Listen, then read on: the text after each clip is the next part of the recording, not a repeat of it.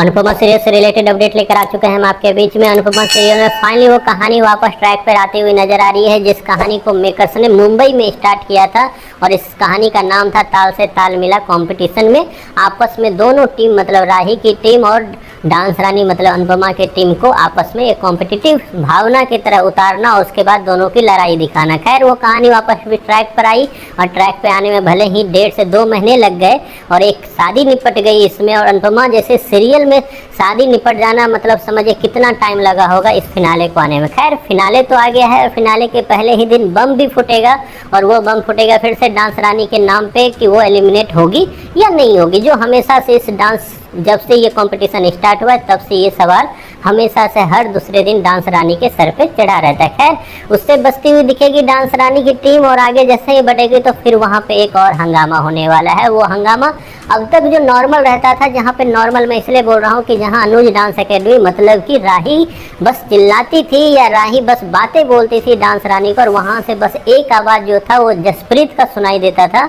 अब वहाँ से एक दूसरी आवाज़ जो उससे भी ज़्यादा कड़क होने वाली है वो आवाज़ सुनाई देगी, वो आवाज़ होगी देविका की। तो देविका और राही के बीच में एक महासंग्राम, एक महालड़ाई आपको देखने को मिलेगा जल्द आने वाले एपिसोड में, जिसमें देविका जो है वो राही को पाठ पढ़ाती हुई नजर आएगी। जिसका एक हल्का सा जो सैंपल था वो आपको मेकर्स ने रिसेंट एपिसोड में दिखा दिया, जिसमें जो देविका थी वो साफ साफ अनुपमा को बोलते हुए नजर आएगी कि तूने सबके लिए सब कुछ किया लेकिन भगवान ने तुझे ऐसे ऐसे बच्चे दिए हैं कि उसके लिए एक्सप्लेन करना ही मतलब बहुत बड़ी बात है कि इतने बदतमीज और इतने नालायक कैसे हो सकते हैं। उसने एक एक करके नाम लिया और समर को छोड़कर उसने सबका नाम लिया कि कैसे सबने तुझे धुतकारा और सबने तुझे उस लायक ही नहीं समझा जिस तरीके से तुम उसके लिए काम करते हो। तो इसी सब चीज़ों को पाठ पढ़ाती नजर आएगी देविका, किसको तो राही को। जी हाँ, राही जो अक्सर बदतमीजी करती हुई आ रही है लगातार और इससे पहले डांस का जब जब कंपटीशन हुआ था उसमें भी ये चीज़ खुलकर सामने आई थी, लेकिन उस वक्त जो थी जसप्रीत ने हल्का फुल्का जवाब दिया था। लेकिन इस बार जो है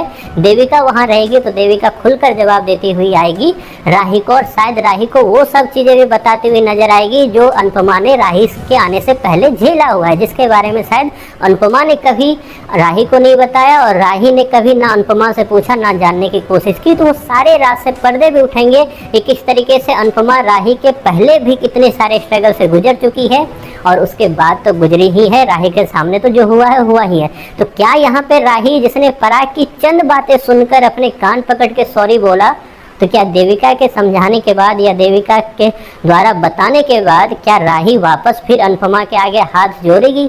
क्या अपनी गलती का एहसास होगा कि एक माँ का अनादर किसी भी बेटी को शोभा नहीं देता है? खैर ये सब कुछ आगे आपको दिखाया जाएगा, लेकिन इतना जरूर है कि देविका इस सीरियल में देविका का आना एक पुल का काम करेगा, एक बीच में वो ब्रिज का काम करेगा जो कई लोगों को जोड़कर शायद सबसे छोड़कर वो चली जाएगी। खैर ये सब कुछ आपको आने वाले दिनों में दिखाई देगा। आप कितने हो एक्साइटेड? इतना तो जरूर है कि फाइनली बोरियस के बाद थोड़ा कुछ इंटरेस्टिंग होने वाला है अनुपमा सीरियल में। आप कितने एक्साइटेड हो उसके रिले आपकी जो भी सोच है, जो भी राय है कमेंट बॉक्स में ज़रूर बताएं।